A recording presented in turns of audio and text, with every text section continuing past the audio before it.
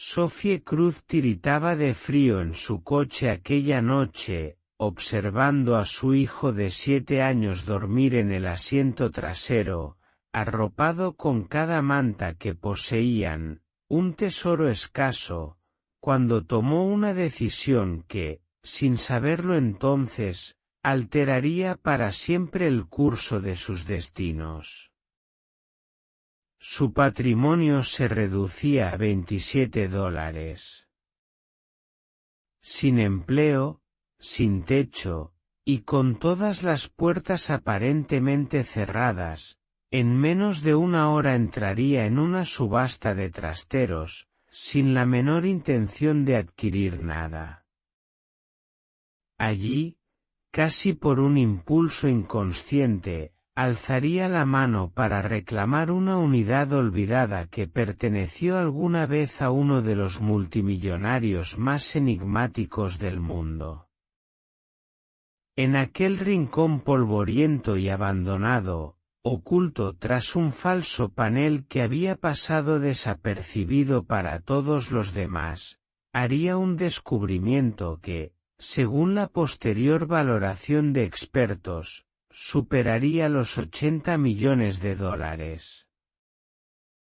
Pero antes de continuar con esta increíble historia, les pido un pequeño favor.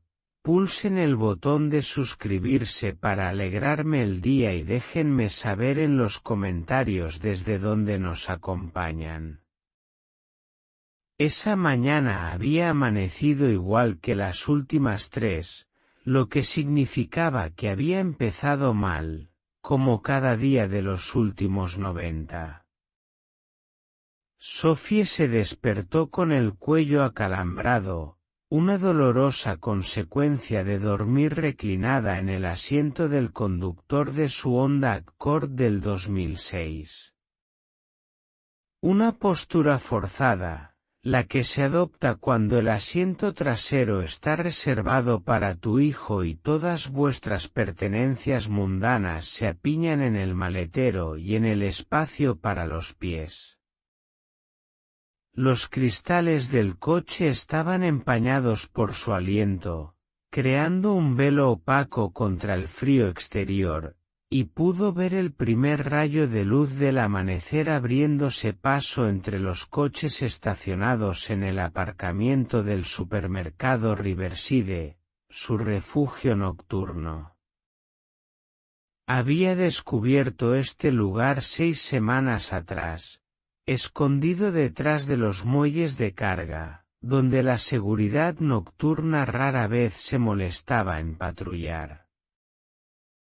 No era un hogar, pero era seguro, y la seguridad era un lujo que ya no podía permitirse dar por sentado.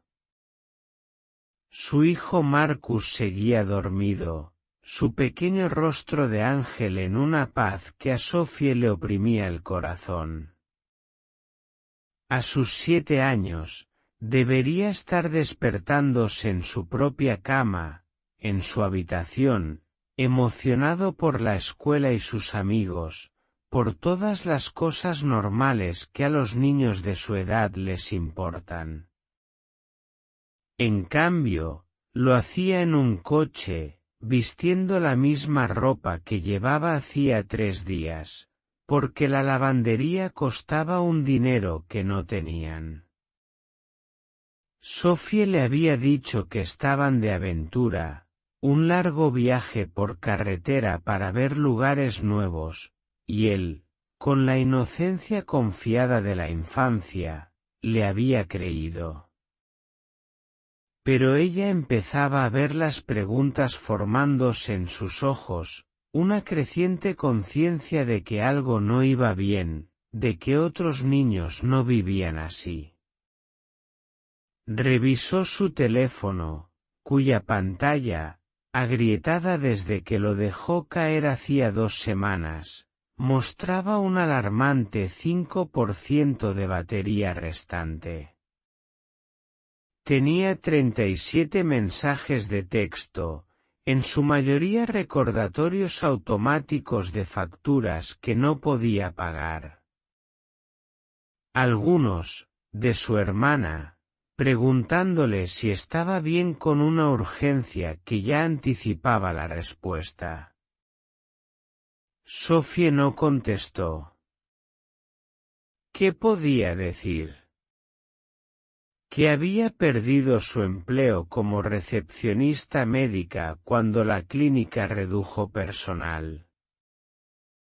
Que su casero le había subido el alquiler en $400, dándole 30 días para pagar o marcharse. Que su exmarido, el padre de Marcus, había desaparecido hacía 2 años, sin enviar ni un solo dólar para la manutención. Que sus ahorros se habían esfumado cubriendo el funeral de su madre 6 meses atrás.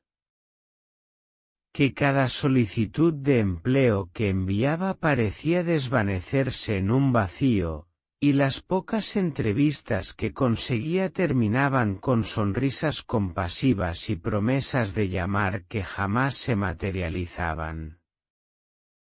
En su cartera, solo $27. En el depósito, un cuarto de gasolina.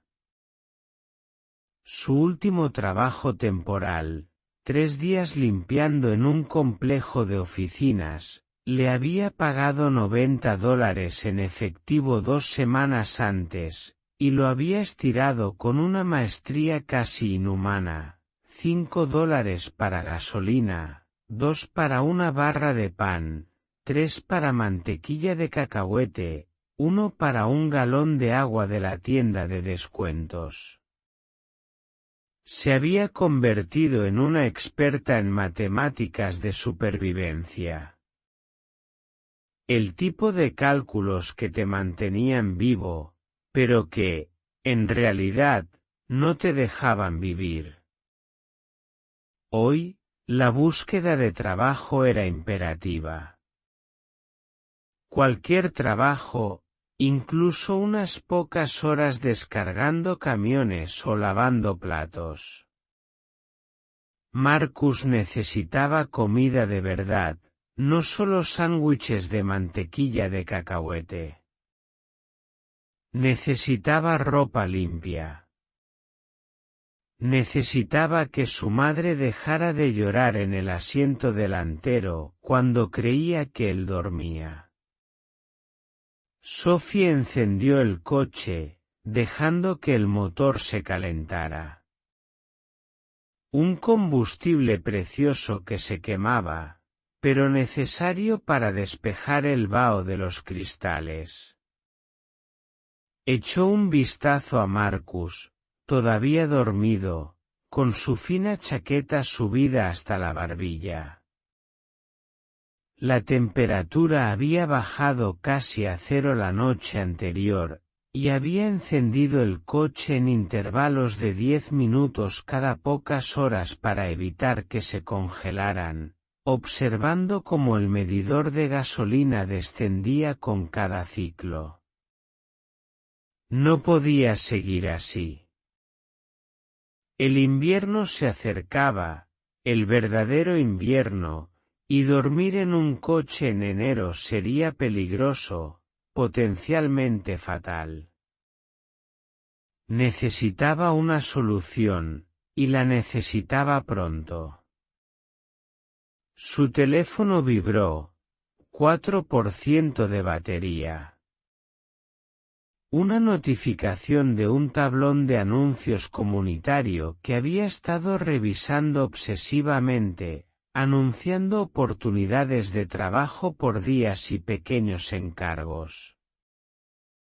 Alguien necesitaba ayuda para mover muebles. $20 por 2 horas de trabajo. Anotó la dirección al otro lado de la ciudad y calculó si tendría suficiente gasolina para llegar. Probablemente. Quizás. Tenía que intentarlo.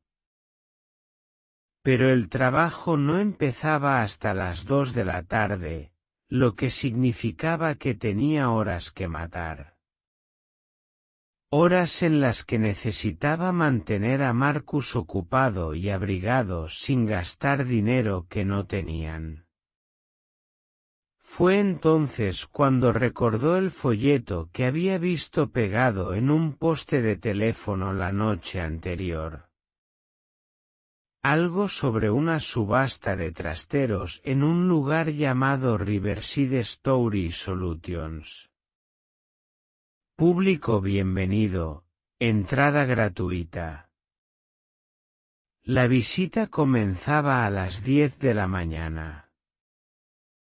Entrada gratuita significaba un edificio cálido, un lugar donde sentarse durante unas horas sin que nadie les molestara, donde Marcus quizás podría usar un baño que no fuera el de una gasolinera, donde podrían existir por un breve momento como personas normales, en lugar de nómadas desesperados. Sophie nunca había estado en una subasta, ni tenía el menor interés en pujar por nada. Pero sabía cómo pasar desapercibida, cómo hacerse invisible en espacios públicos. Podrían sentarse en la parte de atrás, fingir interés y marcharse cuando todo terminara. Era un plan, frágil como el papel, pero mejor que esperar sentados en un aparcamiento helado. Despertó a Marcus con delicadeza, apartando el pelo de su frente con un gesto tierno. Él se movió, abriendo los ojos lentamente, la confusión cruzando su rostro antes de recordar dónde estaban. Ella observó cómo la cruda realidad lo golpeaba, cómo su expresión cambiaba de la plácida somnolencia a algo más difícil de descifrar. No se quejó. Nunca se quejaba. Simplemente se incorporó, se frotó los ojos y preguntó si hoy iban a un lugar divertido. Sophie forzó una sonrisa y le dijo que irían a una aventura, una especie especial de búsqueda del tesoro donde la gente pujaba por cajas misteriosas. Sus ojos se iluminaron ante la palabra, tesoro, y ella se sintió simultáneamente agradecida por su inocencia y culpable por usarla para enmascarar su dura realidad. Condujeron lentamente por la ciudad, racionando la gasolina, pasando junto a la escuela primaria donde Marcus debería estar matriculado, el parque al que solían ir los fines de semana, el edificio de apartamentos al que habían llamado hogar hasta hacía 3 meses. Todo parecía igual, gente normal viviendo vidas normales, completamente ajena a que dos personas en un honda destartalado los observaban con una mezcla de envidia y anhelo. Sophie se detuvo en un restaurante de comida rápida, no para comprar nada, sino para usar el baño. Dejó que Marcus fuera primero, luego se lavó la cara en el lavabo, intentando parecer presentable. Las luces fluorescentes eran duras e implacables, resaltando las ojeras bajo sus ojos y la forma en que su ropa le quedaba holgada por el peso que había perdido sin buscarlo. Parecía exactamente lo que era, alguien que apenas se mantenía en pie. Cuando llegaron a Riverside Story Solutions, eran las 9:45 de la mañana. La instalación era más grande de lo que Sophie había imaginado, con interminables hileras de puertas metálicas naranjas que se extendían desde un pequeño edificio de oficinas principal. Un cartel escrito a mano indicaba a los asistentes a la subasta que se dirigieran a un almacén climatizado situado detrás de la oficina. Sophie aparcó lo más lejos posible de la entrada, un hábito que había desarrollado para evitar que nadie observara demasiado de cerca su coche, los mantas y las bolsas visibles a través de las ventanillas. Tomó la mano de Marcus y caminaron hacia el edificio, su aliento visible en el aire frío, su corazón latiendo más rápido de lo necesario. Esto no era ilegal. No estaban invadiendo propiedad ajena. Era un evento público. Se repitió estos hechos a sí misma como un mantra tranquilizador. En el interior, el almacén era benditamente cálido. Hileras de sillas plegables miraban hacia una pequeña plataforma elevada donde un hombre de unos 60 años, con un sombrero de vaquero gastado, organizaba papeles en un podio. Quizás unas 30 personas se dispersaban por el espacio. Algunas, claramente habituales que se conocían entre sí, otras, como ella, que parecían fuera de lugar. Sophie eligió asientos cerca de la parte trasera, cerca de la salida, y se sentó con Marcus a su lado. Él balanceaba sus piernas, demasiado cortas para alcanzar el suelo, observando a su alrededor con curiosidad infantil. Una mesa cerca de la entrada ofrecía café y galletas gratis, un detalle que casi hizo brotar lágrimas en los ojos de Sophie. Le dijo a Marcus que esperara. Luego se acercó y cogió 2 galletas envueltas en servilletas, sirviéndose una pequeña taza de café. Nadie la detuvo. Nadie siquiera la miró. Regresó a su asiento y le dio a Marcus una galleta, observándolo comerla en pequeños bocados saboreados que le revelaban exactamente el hambre que realmente tenía. El subastador, que se presentó como Dale Freeman, comenzó la subasta a las 10 en punto. Tenía un trato afable y una sonrisa rápida, explicando las reglas con una facilidad practicada. Cada unidad de almacenamiento se abriría brevemente para su inspección. Luego, comenzaría la puja. El pago debía ser en efectivo o cheque de caja, y los compradores disponían de 48 horas para desalojar sus unidades. Sin reembolsos, sin excepciones, todas las ventas eran finales. Sophie escuchaba con la mitad de su atención, centrada principalmente en mantenerse caliente y mantener a Marcus entretenido. No tenía intención de pujar, pero observar a otras personas competir por cajas de pertenencias desechadas de alguien más era, al menos, una distracción. Las primeras unidades resultaron ser poco notables. Una colección de muebles viejos que se vendió por $75. Una unidad llena de equipo deportivo que se fue por 120. Los enseres de una abuela, repletos de porcelana y ropa de cama, que desataron una guerra de ofertas entre 2 mujeres, finalmente adjudicándose por $350. Marcus observaba con fascinación, susurrando preguntas sobre por qué la gente quería cosas viejas, si podría haber un tesoro de verdad dentro.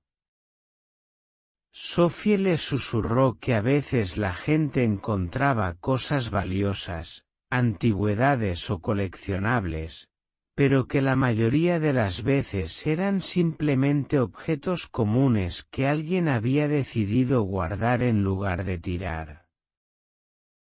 Entonces Dale anunció la unidad 217, y la energía en la sala cambió notablemente. Sophie observó cómo varias personas se enderezaban, susurrando con emoción a sus vecinos. Dale explicó que esta unidad en particular tenía una historia inusual. Había sido alquilada en 2008 por un hombre llamado Victor Chun, pagada por adelantado durante 15 años. Victor Chun había sido un empresario tecnológico, uno de los primeros pioneros en biotecnología e inteligencia artificial. Aunque se había retirado de la vida pública a principios de los años 2000 después de que su empresa pasara por una fusión controvertida, había almacenado sus pertenencias personales en esta unidad y luego, esencialmente, se había desvanecido, sin dejar dirección de reenvío ni información de contacto. El pago anticipado había caducado hacía 6 meses, y a pesar de los extensos esfuerzos por contactar a Victor Chun o a sus representantes, nadie había respondido. La unidad estaba siendo subastada de acuerdo con las leyes estatales de propiedad abandonada. Sophie sintió una punzada de interés a pesar de sí misma. La unidad de almacenamiento de un multimillonario. Sonaba a algo sacado de una película, no de la vida real. Dale abrió la gran puerta metálica con un floreo dramático, y la multitud se agolpó para mirar dentro. Sophie permaneció en su asiento, reteniendo a Marcus, pero pudo ver lo suficiente desde donde estaba. La unidad estaba repleta de suelo a techo con objetos cubiertos de polvo y telarañas. Pudo distinguir lo que parecían muebles de estilo moderno de mediados de siglo, varias grandes cajas de madera, montones de contenedores de plástico, papeles enrollados y diversas piezas de equipo electrónico que parecían anticuadas, incluso para su ojo inexperto.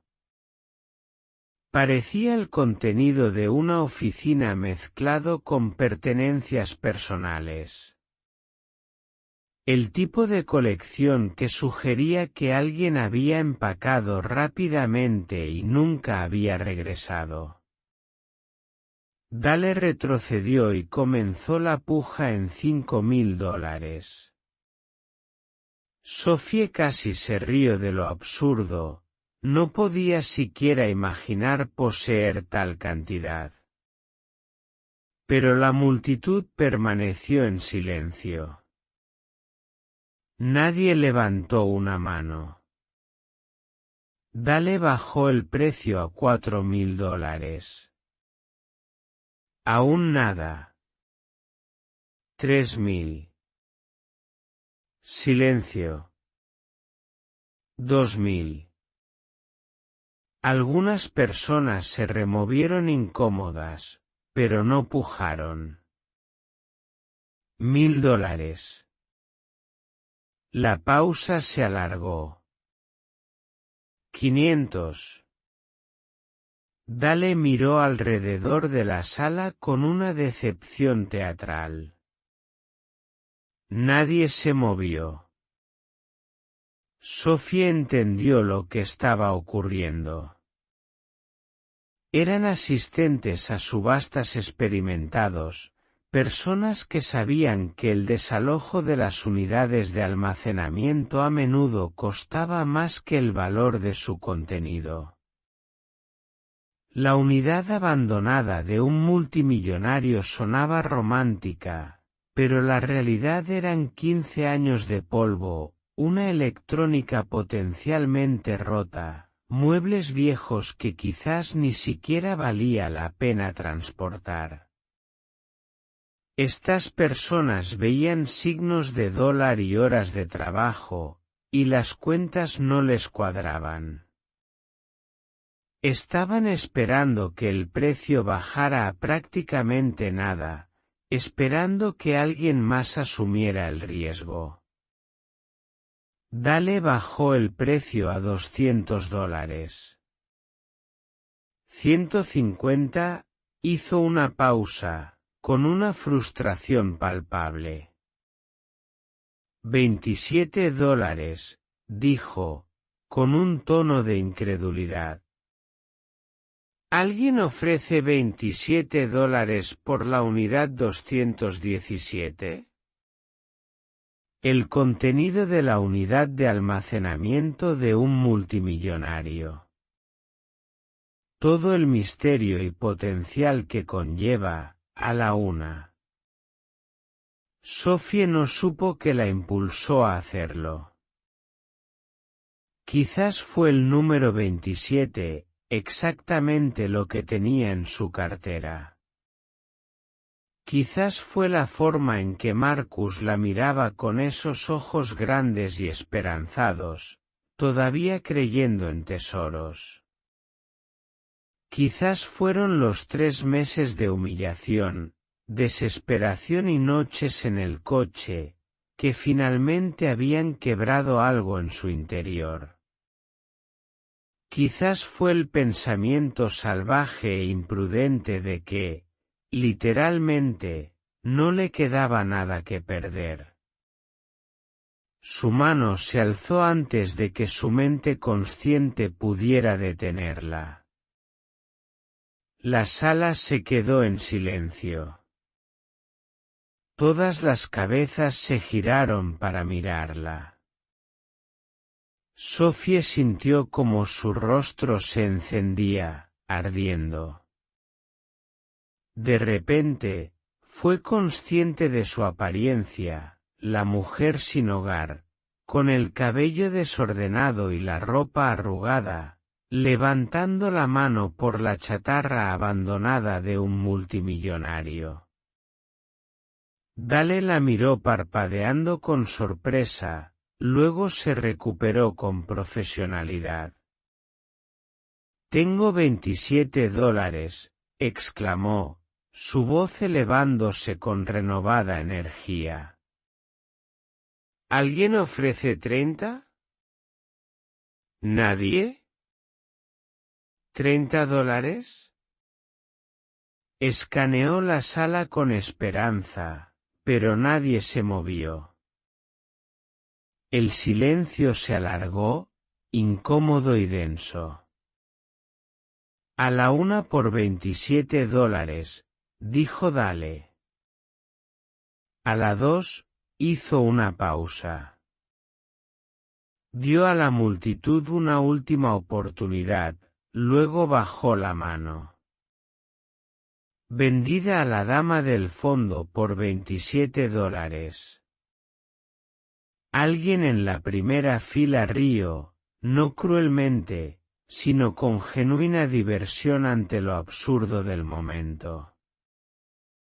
Otra persona comenzó a aplaudir lentamente, con sarcasmo, y algunos más se unieron. Sophie sintió un hueco en el estómago. ¿Qué acababa de hacer? Acababa de gastar sus últimos $27 en una unidad de almacenamiento llena de chatarra que no podía mover, vender ni hacer nada con ella. Había tomado el último dinero que les quedaba, el dinero que se suponía que compraría gasolina para el trabajo de mudanza de esa tarde, el dinero que se suponía que compraría la cena para Marcus, y lo había tirado en un impulso tan estúpido que apenas podía comprenderlo. Marcus tiró de su manga, su rostro resplandecía de emoción. «Ganamos, mamá», susurró. «Ganamos el tesoro». Sophie lo miró y sintió que sus ojos empezaban a arder. No había ganado nada. Acababa de empeorar, de forma insalvable, su ya desesperada situación. Pero no podía permitir que él viera su pánico. No podía dejarle saber que su madre acababa de hacer algo increíblemente insensato. Forzó una sonrisa y asintió, susurrando que sí, que habían ganado y que ahora necesitaban ver qué había dentro. Dale la llamó para completar la transacción. Sophie caminó hacia el frente con piernas temblorosas, Marcus prácticamente rebotando de emoción a su lado. Sacó su cartera y contó $27 en billetes arrugados y monedas sueltas, depositándolos sobre la mesa como una ofrenda. Dale los contó con detenimiento. Asintió y le entregó un recibo y la llave de la unidad. «Felicidades», dijo, y ella no pudo discernir si era sincero o si sentía lástima. «Tiene 48 horas para desalojarla. Si necesita ayuda para transportar cosas, hay una lista de servicios de eliminación de residuos en el reverso del recibo». Hizo una pausa, luego añadió con más suavidad, «Mucha suerte, señorita». Sophie tomó la llave, su mano temblaba ligeramente. La subasta continuó con la siguiente unidad. La gente ya había pasado página del espectáculo que ella había creado. Regresó a sus asientos, recogió sus escasas pertenencias y llevó a Marcus al exterior. El aire frío la golpeó en la cara como una bofetada, devolviéndola a la realidad. Permaneció de pie en el aparcamiento durante un largo momento, mirando fijamente la llave en su mano, preguntándose qué hacer a continuación. Podía simplemente marcharse, abandonar la unidad, renunciar a sus $27 y atribuirlo a un momento de locura. Pero ese dinero ya estaba perdido. Y al menos ahora poseían algo, aunque fuera solo una habitación llena de trastos polvorientos. Quizás podría rescatar algo, vender algunos muebles para conseguir suficiente para gasolina y comida. No era un gran plan, pero era el único que tenía.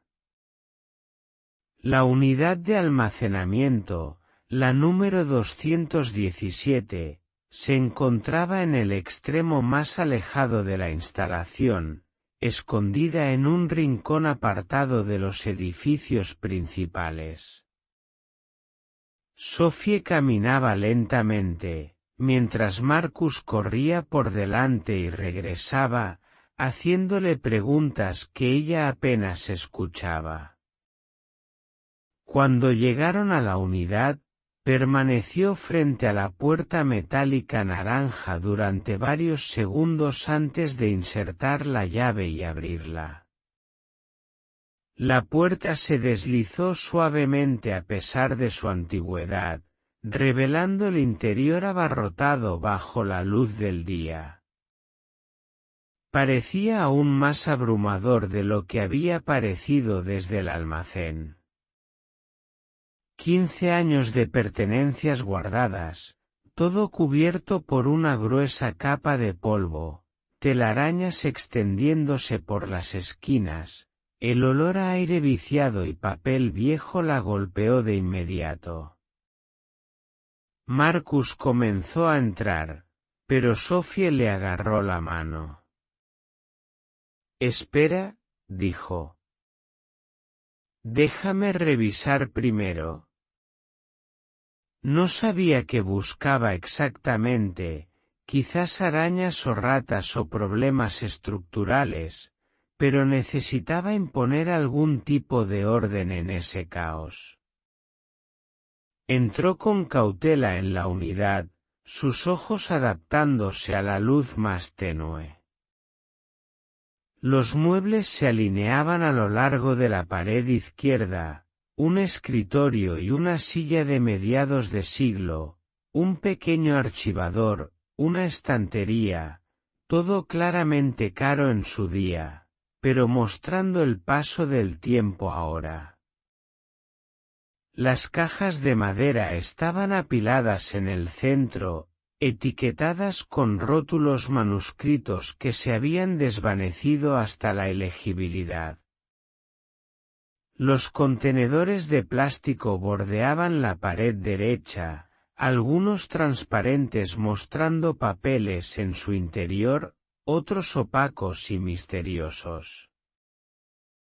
Sophie se adentró en el espacio, pasando por encima de una pila de revistas caídas, intentando evaluar lo que había comprado accidentalmente. La mayor parte de esto no tenía valor para ella, se dio cuenta rápidamente. No tenía forma de transportar muebles pesados, ni lugar para almacenarlos, ni medios para venderlos.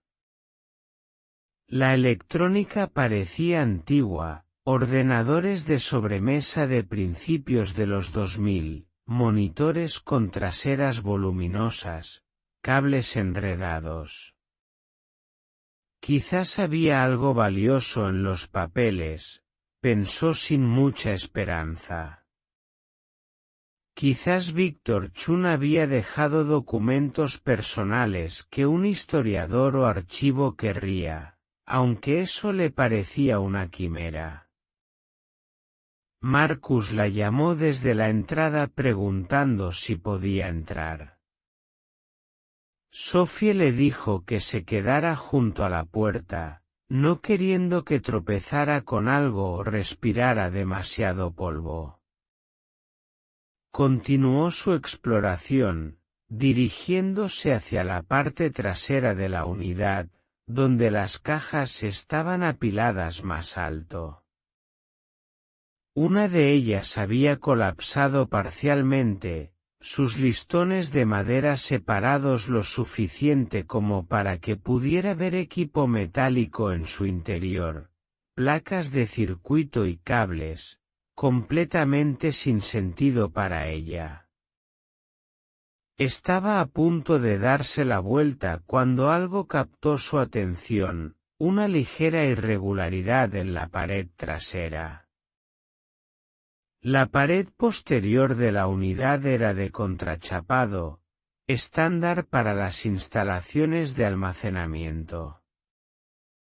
Pero había una sección de aproximadamente 1 metro de ancho donde el contrachapado parecía ligeramente diferente, más nuevo o más limpio que los paneles circundantes. Sophie se acercó, deslizando su mano por el borde. Sus dedos encontraron una pequeña rendija, apenas visible, donde el panel no se ajustaba del todo a los montantes de la pared. Presionó suavemente y el panel se movió. Su ritmo cardíaco se aceleró. Esto no era una construcción estándar. Era algo añadido, una pared falsa. Miró a su alrededor buscando algo para hacer palanca, encontrando un destornillador de punta plana en una caja de herramientas cerca de la parte delantera. Marcus le preguntó qué hacía, y ella le dijo que estaba revisando algo, su voz distante y distraída. Enganchó el destornillador en la rendija y aplicó presión. El panel se resistió, luego cedió de repente con un crujido que la hizo estremecerse. El panel se abrió hacia afuera sobre bisagras ocultas, revelando un espacio estrecho detrás de él, quizás 60 centímetros de profundidad por 1,20 m de ancho. Dentro de aquel espacio había más cajas, pero estas eran diferentes.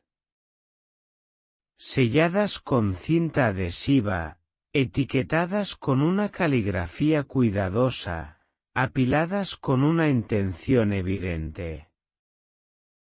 Sophie sacó la primera caja, sus manos temblaban ligeramente ahora.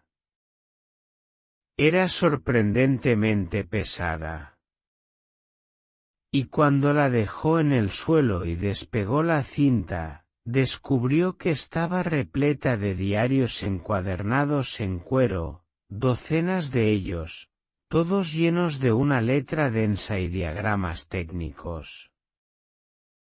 Abrió uno al azar y vio página tras página de notas sobre inteligencia artificial, redes neuronales, aplicaciones de biotecnología, nada de lo cual entendía, pero todo lo cual parecía detallado y deliberado.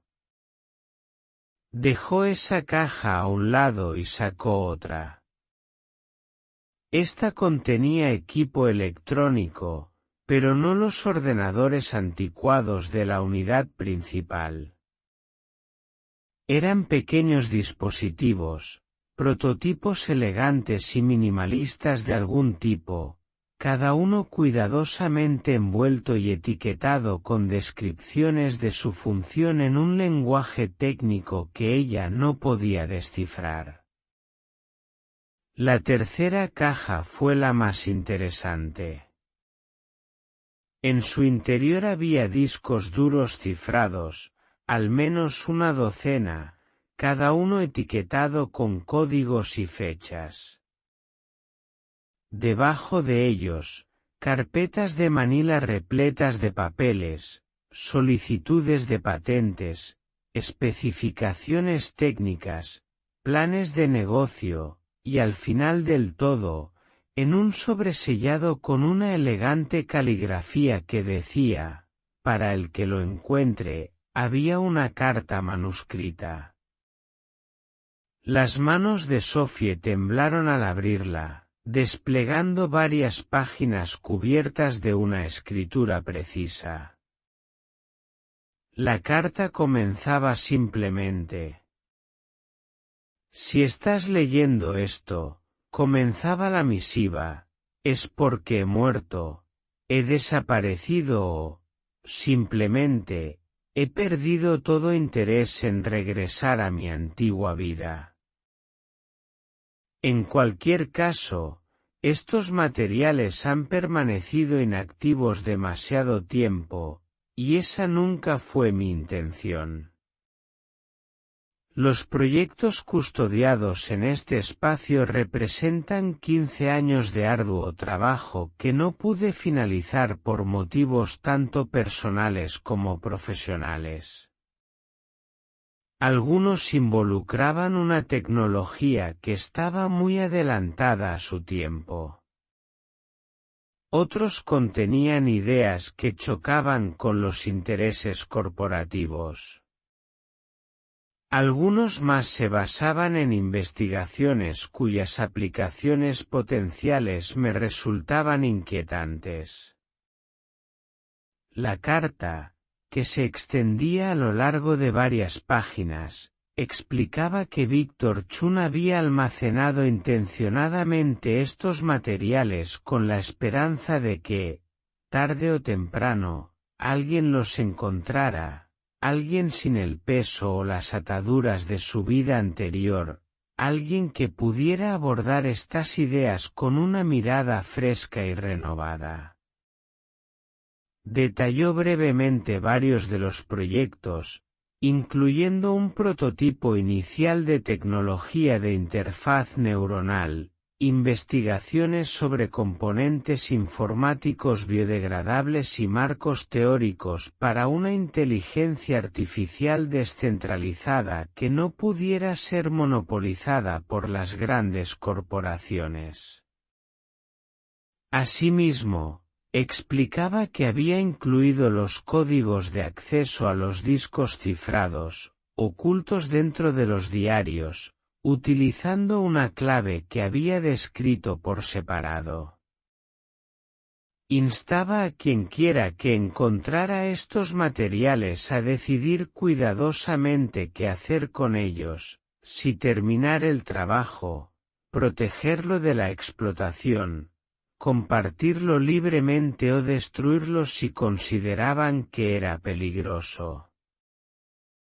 La carta concluía con una petición peculiar: no permitas que este trabajo simplemente se desvanezca en otra unidad de almacenamiento, otra bóveda corporativa, otro archivo olvidado. Si lo has encontrado, era tu destino hallarlo. Usa tu juicio, confía en tus instintos y, si es posible, haz algo bueno con lo que has descubierto. El mundo necesita más personas dispuestas a arriesgarse con ideas que desafíen el status quo. Aunque yo, en última instancia, carecí del valor para llevar estos proyectos a buen término. Sophie leyó la carta 3 veces, intentando asimilar la magnitud de lo que tenía en sus manos. Aquello no era chatarra, ni muebles viejos e inútiles, ni electrónica desechable. Era una propiedad intelectual potencialmente trascendental, investigación y prototipos de una mente brillante, de alguien lo suficientemente exitoso como para ser calificado de multimillonario. Todo abandonado deliberadamente con la esperanza de que alguien lo encontrara y le diera un propósito significativo. Miró a Marcus, que seguía esperando junto a la puerta, completamente ajeno a que sus vidas quizás acababan de cambiar de una manera que ella aún no podía comprender. Con sumo cuidado, Sophie volvió a empaquetar las cajas del compartimento oculto y las llevó una por una a su coche, con la mente en un torbellino de pensamientos. Los muebles y los objetos corrientes podían esperar. Podían ser gestionados más tarde, o incluso abandonados por completo. Lo que realmente importaba eran aquellas cajas. Las cargó en el maletero, llenando cada espacio disponible, luego regresó a la unidad de almacenamiento y bajó la puerta. Se quedó allí, en el frío aire de la tarde, con la llave en la mano, tratando de decidir su próximo movimiento. El trabajo de mudanza estaba programado para dentro de 1 hora al otro lado de la ciudad, pero en ese momento era incapaz de concentrarse en ello. Necesitaba ayuda. Necesitaba a alguien que pudiera comprender la verdadera naturaleza de su hallazgo, alguien que pudiera discernir si aquello era realmente valioso o simplemente la fantasía delirante de un multimillonario excéntrico. Sophie condujo hasta la biblioteca pública, un lugar donde había pasado muchas horas en los últimos meses, aprovechando su Internet gratuito y sus cálidas salas de lectura. Encontró una terminal de ordenador y comenzó a buscar información sobre Víctor Chun. Lo que descubrió fue, a la vez, alentador y abrumador. Víctor Chun había sido, en efecto, una figura destacada en los albores de la biotecnología, fundando una empresa llamada Neural Path Technologies a finales de los años 90. La compañía había desarrollado prototipos tempranos de interfaz neuronal y había estado a la vanguardia de la investigación en interacción cerebro-ordenador. En 2007, la empresa fue adquirida por un conglomerado tecnológico más grande en un acuerdo que, según los informes, superó los $100 millones. Sin embargo, Chun se había distanciado inmediatamente de la fusión, declarando públicamente su desacuerdo con la dirección que los nuevos propietarios planeaban tomar. Después de eso, Víctor Chun había desaparecido esencialmente de los registros públicos, ni entrevistas, ni apariciones en conferencias, ni presencia en redes sociales. Las especulaciones sugerían que había muerto, se había retirado a una isla privada o había continuado su investigación en secreto.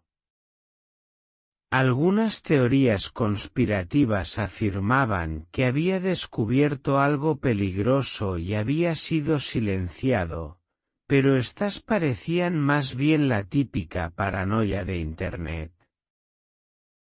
Lo que importaba a Sophie era que su trabajo anterior había sido legítimo, significativo y valioso.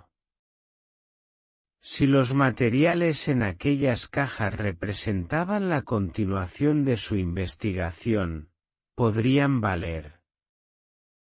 Dudó incluso en pensar en la cifra, potencialmente millones de dólares para los compradores, museos o instituciones adecuados. Pero Sophie no tenía ni idea de cómo navegar en ese mundo. Era una madre soltera sin hogar, sin conexiones, sin credenciales, sin forma de verificar la autenticidad de lo que había encontrado. Necesitaba un experto, alguien local que pudiera evaluar los materiales sin intentar robarlos. Buscó universidades cercanas y encontró el Riverside Community College, que tenía un programa de tecnología e ingeniería pequeño pero respetado. Navegó por el directorio de profesores hasta encontrar a alguien que parecía prometedor, la profesora Linda Martínez, especializada en informática e inteligencia artificial. Su biografía mencionaba trabajos previos en redes neuronales y desarrollo de tecnología ética. No era una coincidencia perfecta, pero era lo mejor que Sophie pudo encontrar. Envió un correo electrónico desde la cuenta de invitado de la biblioteca, esforzándose por sonar coherente y cuerda a pesar de la naturaleza descabellada de su mensaje. Estimada profesora Martínez, escribió, mi nombre es Sophie Cruz y necesito su opinión experta sobre algo que he adquirido recientemente. Compré en una subasta una unidad de almacenamiento que perteneció a Víctor Chun, el fundador de Neural Path Technologies. Dentro, descubrí lo que parecen ser materiales de investigación significativos, prototipos y datos cifrados que Chun preservó deliberadamente con instrucciones para que el descubridor los evaluara. No tengo experiencia técnica y no tengo forma de determinar si estos materiales son genuinamente valiosos o simplemente efectos personales con valor sentimental. ¿Estaría dispuesta a reunirse brevemente para revisar lo que he encontrado? Entiendo que esta es una solicitud inusual, pero busco sinceramente orientación experta. Incluyó su número de teléfono y pulsó enviar antes de que pudiera arrepentirse. Sophie no esperaba una respuesta inmediata, pero su teléfono sonó menos de 20 minutos después, agotando su batería hasta el 1%. La voz de la profesora Martínez era profesional, pero teñida de curiosidad. ¿Es esto algún tipo de broma? Preguntó sin preámbulos, porque si realmente tienes materiales de Víctor Chun, eso sería histórica y científicamente muy significativo. Sophie le aseguró que no era una broma, explicando cómo había ganado la subasta, encontrado el compartimento oculto y leído la carta. Hubo una larga pausa. Luego, la profesora Martínez dijo, «¿Puedo reunirme contigo esta noche en mi oficina? Trae 1 o 2 artículos, no todo, solo lo suficiente para que yo evalúe su legitimidad. Si esto es real, tendremos que involucrar a la administración de la universidad, y posiblemente, a un asesor legal». Sophie estuvo de acuerdo, anotó la dirección y colgó justo cuando su teléfono se apagaba por completo. Recogió a Marcus de la sección infantil de la biblioteca, donde había estado leyendo libros de cuentos ilustrados, y condujo hasta la universidad. Apenas le quedaba gasolina para llegar, y no había comido nada sustancioso en todo el día. Pero nada de eso importaba en comparación con lo que podría ocurrir en las próximas horas.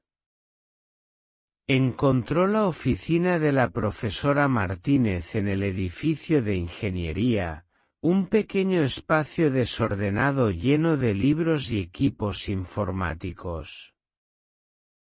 La profesora Martínez, una mujer de unos 50 años, vestía ropa práctica y gafas sin montura, con la manera directa de alguien acostumbrado a ir al grano. Sophie le mostró la carta primero, dejándole leer las palabras de Víctor Chun sin interrupción. La expresión de la profesora Martínez cambió a medida que leía, pasando del escepticismo a un interés genuino. Levantó la vista hacia Sophie y dijo, «Esta caligrafía coincide con muestras que he visto en documentos archivados de los primeros trabajos de Chun. Eso no prueba nada de manera definitiva, pero es una buena señal. Muéstrame qué más tienes». Sophie abrió uno de los diarios, mostrando páginas de notas técnicas y diagramas. La profesora Martínez pasó varios minutos examinándolos, contrastando información en su ordenador, y ocasionalmente emitiendo pequeños sonidos de sorpresa o reconocimiento. Tras casi una hora, la profesora Martínez se recostó en su silla y miró a Sophie con una expresión difícil de descifrar. Si estos materiales son auténticos, y creo que lo son, has encontrado algo extraordinariamente valioso, dijo con cautela.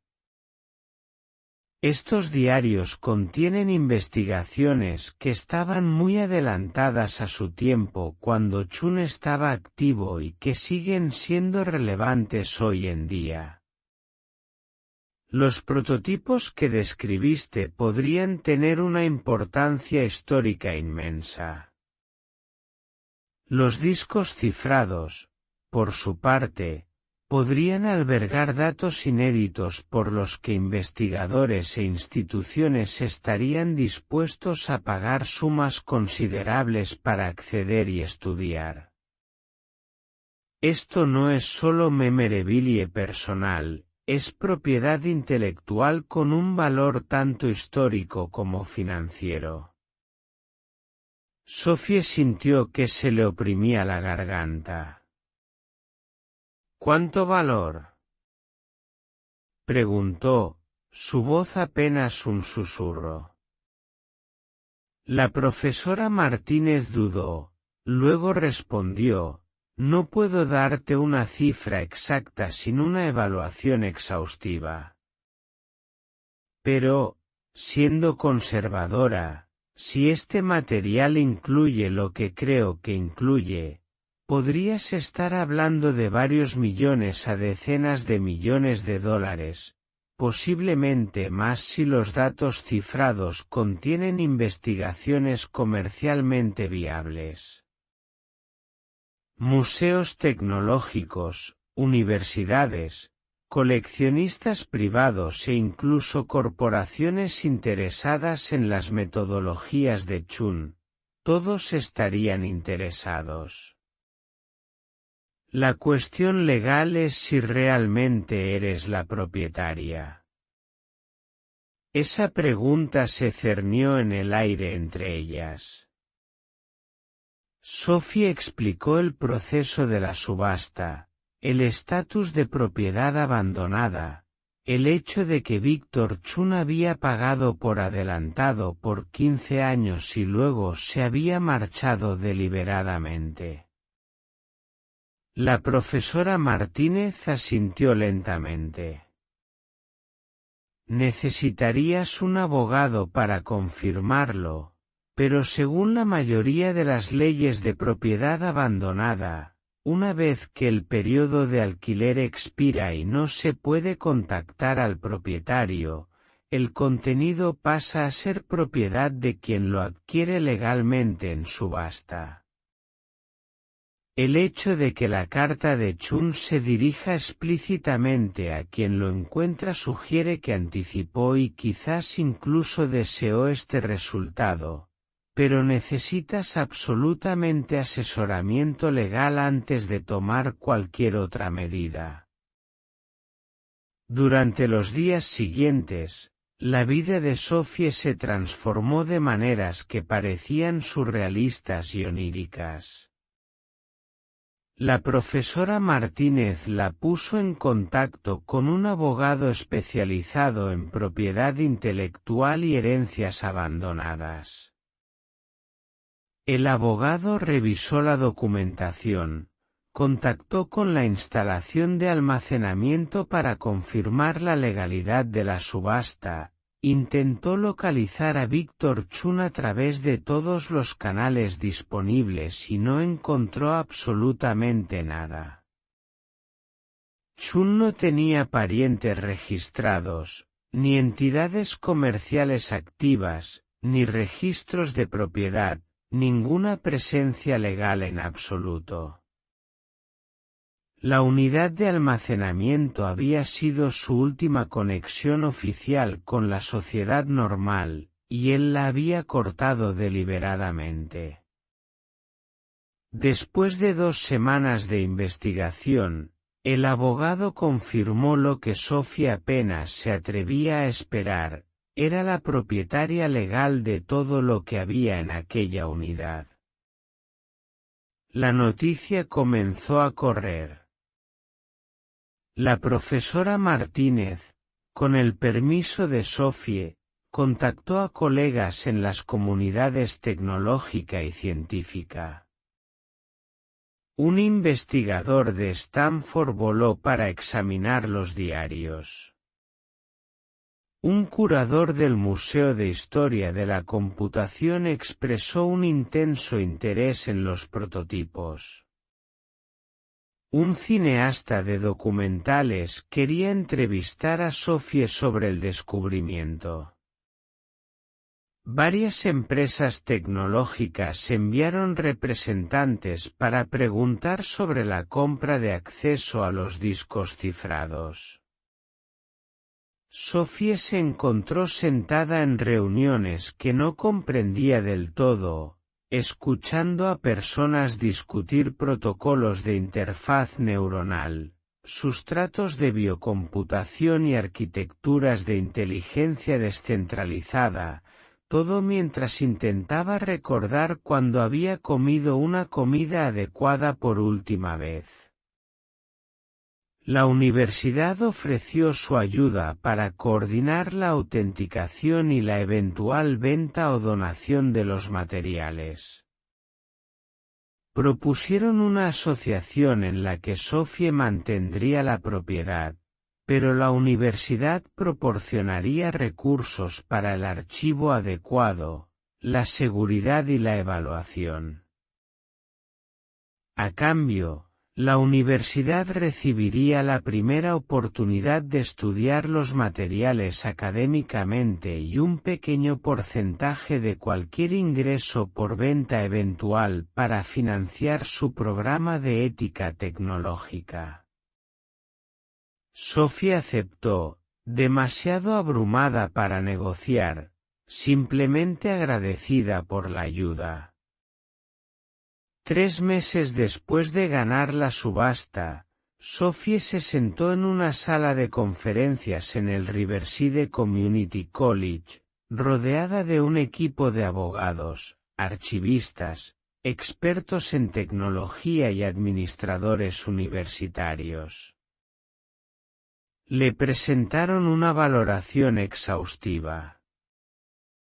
Los diarios por sí solos se estimaban en aproximadamente $5 millones para instituciones de investigación y museos interesados en la historia de la tecnología neuronal. Los prototipos, tras su autenticación, se valoraron en otros 8 millones. Los discos cifrados, cuyo acceso había requerido un esfuerzo considerable utilizando la clave que Chun había ocultado en sus diarios, contenían datos de investigación y documentos inéditos que varias universidades y corporaciones estaban interesadas en licenciar, con ofertas que sumaban más de $60 millones. Además, existían patentes que Chun había registrado pero nunca había desarrollado, con un valor comercial potencial estimado en otros 7 millones. La estimación total conservadora ascendía a $80 millones, con potencial de aumentar a medida que surgieran compradores adicionales. Sophie pensó que estaba preparada para una cifra considerable, pero escucharla enunciada con tanta claridad hizo que la sala diera un pequeño giro en su percepción. $80 millones.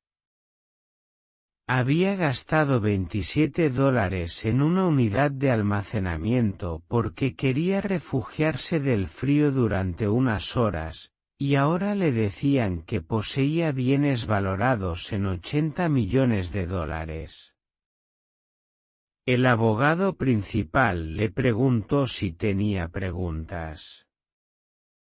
Sophie tenía miles de preguntas, pero la única que pudo articular fue, ¿cuándo se materializaría realmente este dinero?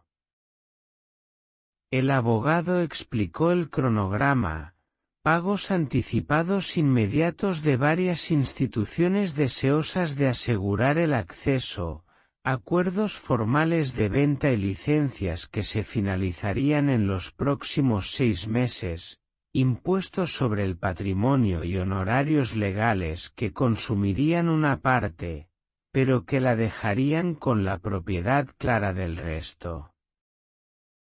En un plazo de 30 días, tendría acceso a al menos 10 millones de dólares en fondos verificados y asegurados. El resto seguiría con el tiempo. Sophie y Marcus se mudaron a una pequeña casa 2 semanas después, de alquiler al principio, porque comprar parecía demasiado permanente, demasiado real. Pasó la primera noche caminando de habitación en habitación, tocando las paredes, abriendo armarios, de pie en la cocina y llorando porque tenía una cocina. Marcus tenía su propio dormitorio, su propia cama, su propio espacio lleno de ropa, juguetes y libros nuevos. Se adaptó rápidamente, con la resiliencia propia de los niños, tratando su nueva vida como una progresión natural de su aventura.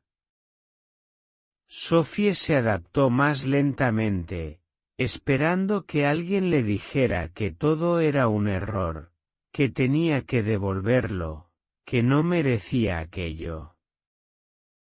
El dinero llegó por etapas, primero 10 millones, luego otros 15, y después más, a medida que los acuerdos de licencia se cerraban y las instituciones finalizaban sus compras. Sophie contrató a un asesor financiero, estableció fideicomisos, invirtió de manera conservadora y creó fondos universitarios para Marcus. Tenía más dinero del que podía procesar racionalmente, pero se negó a vivir extravagantemente. El trauma de haber dormido en un coche no desapareció solo porque ahora tuviera una cuenta bancaria con cifras que parecían de ficción. Seguía revisando los precios obsesivamente. Seguía sintiendo pánico cuando el indicador de gasolina bajaba de la mitad. Todavía guardaba provisiones de emergencia en su coche, mantas, agua embotellada y dinero en efectivo escondidos bajo los asientos. Pero también empezó a pensar en lo que Víctor Chun había escrito en su carta: haz algo bueno con lo que has descubierto. Estableció una fundación llamada Segundas Oportunidades, dedicada a ayudar a padres y madres solteros que enfrentaban la falta de vivienda y la desesperación económica. La fundación proporcionaba asistencia de vivienda de emergencia, capacitación laboral, apoyo para el cuidado infantil y asistencia legal, todos los servicios que Sophie había necesitado desesperadamente 3 meses antes. Contrató a trabajadores sociales y gestores de casos, alquiló espacio de oficina y creó una línea de ayuda. Visitó albergues y centros comunitarios, hablando con personas que vivían la pesadilla de la que ella acababa de escapar, diciéndoles que no estaban solos, que la ayuda estaba disponible, que un solo momento podía cambiarlo todo. Las noticias locales cubrieron la historia, luego las regionales y finalmente los medios nacionales la recogieron. Madre soltera sin hogar descubre una fortuna de 80 millones de dólares en una unidad de almacenamiento. Los titulares eran sensacionalistas: pero Sofía accedió a las entrevistas porque quería que la gente entendiera la realidad detrás del cuento de hadas. Habló de lo que se sentía al dormir en un coche con su hijo, al contar los dólares para la gasolina, al sentirse invisible e inútil. Habló de la vergüenza, el miedo y los cálculos desesperados. Habló de lo cerca que había estado de rendirse por completo. Y habló de Víctor Chun, el multimillonario recluso que había dejado deliberadamente el trabajo de su vida en una unidad de almacenamiento con instrucciones para que el descubridor hiciera algo significativo con ello. Los periodistas localizaron a personas que habían conocido a Chun, antiguos colegas y empleados de Neural Path Technologies. Lo describieron como brillante pero atormentado, alguien que se había desilusionado con la comercialización de la tecnología, que sentía que su trabajo estaba siendo corrompido en productos que explotaban a los usuarios en lugar de ayudarlos. Se había alejado de la riqueza y el éxito porque no podía conciliar su ética con las prioridades de la industria. La unidad de almacenamiento, especulaba la gente, fue su manera de preservar su trabajo más puro, la investigación realizada antes de que los intereses corporativos se involucraran, y de darle una oportunidad de encontrar a alguien que pudiera abordarlo de manera diferente. Un año después de la subasta, Sophie recibió una carta, reenviada a través del departamento legal de la universidad. No tenía dirección de remitente y el matasellos indicaba un pequeño pueblo en el norte de Canadá. Dentro había una única página manuscrita. Estimada señorita Cruz, espero que esta carta la encuentre bien. He seguido su historia con gran interés y satisfacción. Ha hecho exactamente lo que esperaba que alguien hiciera, usar una fortuna inesperada no solo para beneficio personal, sino para ayudar a otros que enfrentan luchas similares. La fundación que ha creado encarna el tipo de pensamiento ético que siempre deseé ver más en el sector tecnológico. No puedo revelar mi identidad o ubicación actuales por razones que espero que comprenda y respete, pero quería que supiera que estoy agradecido de que mi trabajo encontrara su camino hacia alguien con necesidad y carácter. Continúe con la buena labor. El mundo necesita más personas como usted.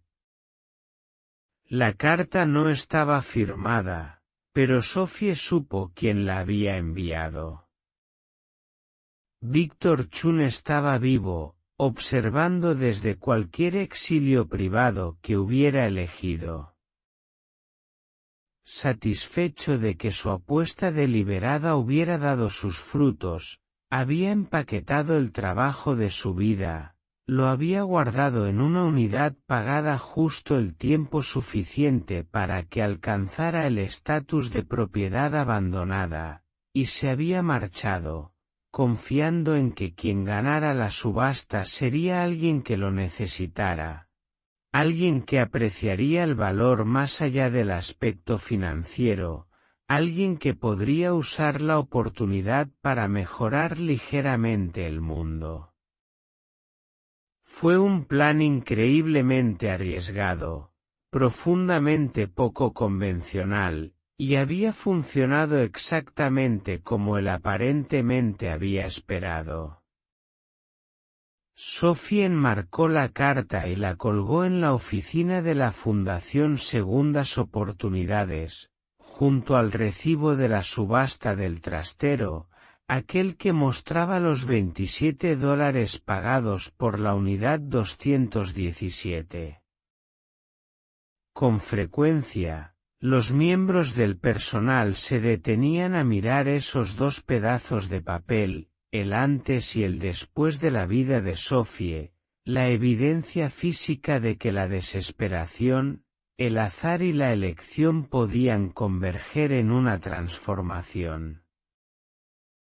Sophie los utilizaba en presentaciones a donantes y voluntarios, explicando que cada persona en crisis está a un instante de que todo cambie. Que la ayuda ofrecida en el momento oportuno puede redirigir vidas enteras. Que los sistemas que construimos para apoyar a las personas cuando caen importan mucho más de lo que solemos reconocer. Marcus creció, comenzó la escuela, hizo amigos y vivió la infancia normal que una vez le había parecido inalcanzable. Recordaba haber vivido en el coche, pero no con trauma, sino con la curiosidad distante que los niños tienen sobre sus propios pasados. Le decía a la gente que su mamá había ganado una búsqueda del tesoro, lo cual era técnicamente preciso si se reducía la complejidad a sus elementos esenciales. Sophie se aseguró de que entendiera que la suerte había jugado un papel, pero también el coraje. Que levantar la mano cuando todos los demás callan requiere una especie de valentía, que asumir riesgos, incluso cuando se está aterrorizado, es a veces el único camino a seguir. La fundación se expandió, ayudando a cientos de familias, luego a miles. Sophie contrató a personas que habían experimentado la falta de vivienda, quienes comprendían los miedos y necesidades específicas de los padres que intentaban proteger a sus hijos mientras todo se derrumbaba a su alrededor. Presionó para lograr cambios en las políticas, testificó ante los ayuntamientos y trabajó con otras organizaciones sin fines de lucro para crear redes de apoyo coordinadas. El trabajo era agotador y a menudo desgarrador, pero le dio a su vida un propósito más allá de la mera supervivencia. Cada familia que ayudaban era una reivindicación de su elección de levantar la mano ese día en el almacén. Cada niño que dormía en un hogar estable era la prueba de que un momento de desesperación transformado en oportunidad podía generar un efecto dominó que era imposible de medir. 5 años después de la subasta, Sophie se encontraba en un podio en una gala de recaudación de fondos para segundas oportunidades.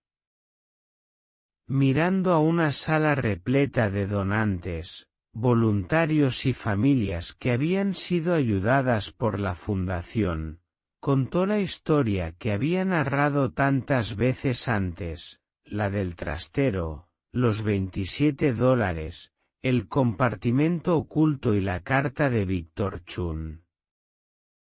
Pero esta vez, enfatizó algo diferente. Todo el mundo se centra en el dinero, dijo. Y sí, el dinero lo cambió todo. Pero el verdadero tesoro no estaba en las cajas. El verdadero tesoro fue el momento en que decidí levantar la mano. Aunque estaba aterrorizada, aunque parecía una locura, aunque todos me observaban, esa decisión, ese pequeño acto de esperanza, de locura o de valentía, fue lo que realmente cambió mi vida. El dinero fue solo una consecuencia. La elección de participar, de intentar creer, incluso por un segundo, que algo mejor era posible. Esa fue la verdadera transformación. Hizo una pausa, mirando a Marcus, que ahora tenía 12 años y prosperaba, sentado en la primera fila, y luego continuó. Víctor Chun entendió algo profundo sobre la naturaleza humana. Sabía que las personas que no tienen nada suelen ser las que están más dispuestas a arriesgarlo todo, porque poseen la claridad que proviene de la desesperación. Sabía que alguien que pujaba $27 en una subasta de almacenamiento era probablemente alguien que necesitaba una oportunidad, que necesitaba esperanza, que necesitaba una posibilidad. Su carta me decía que hiciera algo bueno con lo que encontrara. Y lo he intentado.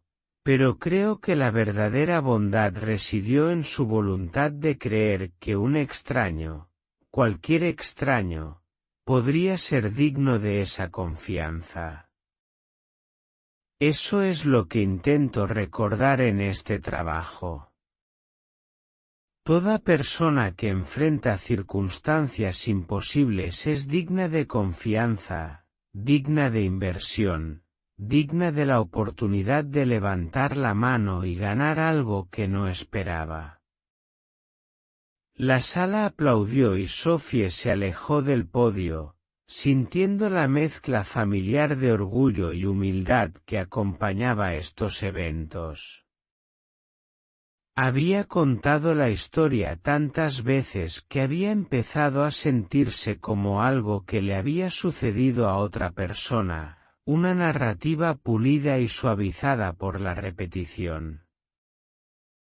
Pero a veces, a altas horas de la noche, recordaba exactamente cómo se sintió. Sentada en aquel almacén con Marcus a su lado, contando sus últimos $27, levantando la mano por puro impulso, escuchando al subastador decir, vendido. Ese momento permanecía vívido y real, intocado por el tiempo o el éxito. Un recordatorio potente de que toda vida, por difícil que parezca, encierra en sí misma el potencial para una transformación radical e inesperada. Que la abismal distancia entre la desesperación más profunda y la esperanza más luminosa a veces se mide en la audacia de una única elección. Y que la fortuna, al manifestarse, trae consigo la ineludible responsabilidad de extender esa misma oportunidad a otros que aún luchan. Esa noche, mientras Sophie conducía a casa con Marcus profundamente dormido en el asiento del copiloto, se encontró tomando un desvío, casi por instinto. El destino era el supermercado Riverside, específicamente el aparcamiento donde, tiempo atrás, habían dormido en su viejo Honda. El coche, por supuesto, ya no existía, había sido vendido hacía años. Sin embargo, ella aún podía visualizar con total claridad el lugar exacto donde solían estacionar, detrás de los muelles de carga, con las ventanillas empañadas por el vaho de su respiración en el frío de la noche. Se quedó allí sentada unos minutos, con el motor encendido, inmersa en el recuerdo de aquella persona que solía ser. Recordó a una mujer aterrorizada y desesperada, luchando con todas sus fuerzas por mantener la poca estabilidad que le quedaba para su hijo. Le habría gustado susurrarle a aquella Sophie del pasado que todo estaría bien, que la ayuda, aunque llegaría de la forma más insólita e impensable, estaba en camino. Quería decirle que en tan solo unos meses, miraría hacia ese mismo aparcamiento y apenas reconocería la vida que ahora vivía. Pero sabía, con certeza, que aquella persona no le habría creído. No podía haber imaginado la increíble cadena de eventos que se desataría a partir de una única e impulsiva decisión en una subasta de trasteros. Aquella Sophie de entonces solo intentaba sobrevivir día a día, buscar un poco de calor, proteger a su hijo y aferrarse a los últimos fragmentos de una esperanza ya casi extinguida. No podía vislumbrar el futuro. Era incapaz de saber que un multimillonario solitario había orquestado una elaborada prueba de fe en la humanidad, ni mucho menos imaginar que ganaría ese desafío por pura casualidad, con tan solo $27 y una mano levantada. Esa persona, en su esencia, estaba haciendo lo único posible, seguir adelante, un instante a la vez, confiando ciegamente en que, tarde o temprano, algo tendría que cambiar. Sophie finalmente abandonó el aparcamiento y se dirigió a la casa que ahora era suya, un hogar real donde Marcus disfrutaba de su propia habitación. Ella tenía una cocina funcional y ambos contaban con calefacción, estabilidad, sobre todo, un futuro tangible. Ella había sido aquella persona en el aparcamiento, y ahora era esta persona, la que conducía hacia su hogar. Ambas eran reales, ambas importaban, y ambas formaban parte de la misma e ininterrumpida historia. El verdadero tesoro no había estado oculto en el trastero. El tesoro, el más valioso de todos, había sido su indomable capacidad para esperar contra toda esperanza, para atreverse a correr un riesgo cuando todo parecía imposible, para creer, incluso en los momentos más sombríos, que el cambio era posible. Víctor Chun le había proporcionado los medios para convertir esa creencia en una realidad palpable. Pero la creencia en sí, la férrea negativa a rendirse por completo, esa había sido siempre suya. Y eso era precisamente lo que ahora, a través de la fundación, intentaba devolver, no solo dinero, aunque éste ayudaba enormemente, sino el poderoso recordatorio de que la transformación es siempre posible. Que un solo instante puede cambiar absolutamente todo. Que la persona que hoy duerme en un coche, mañana podría ser la que cambie la vida de otros. Sophie arropó a Marcus en su cama, le besó la frente y se quedó de pie, un largo instante, en el umbral de su habitación, observándolo dormir en un estado de seguridad y calidez que antes parecía inalcanzable. 5 años atrás, lo había observado dormir en el asiento trasero de un coche, envuelto en mantas, mientras ella contaba cada dólar con angustia y calculaba las escasas probabilidades de supervivencia. La distancia entre esos dos momentos parecía infinita, insalvable, Pero se había recorrido, una elección a la vez.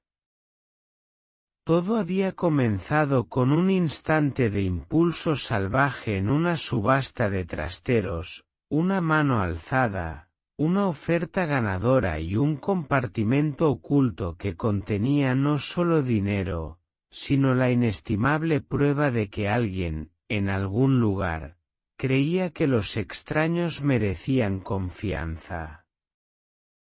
Sofía apagó la luz, cerró la puerta con suavidad y se dirigió a su propia habitación, donde dormiría sin miedo una noche más, profundamente agradecida por las formas extrañas e impredecibles en que la esperanza a veces se disfraza de tesoro. Esperando en los rincones olvidados del mundo a alguien lo suficientemente desesperado y valiente como para alzar la mano y reclamarlo.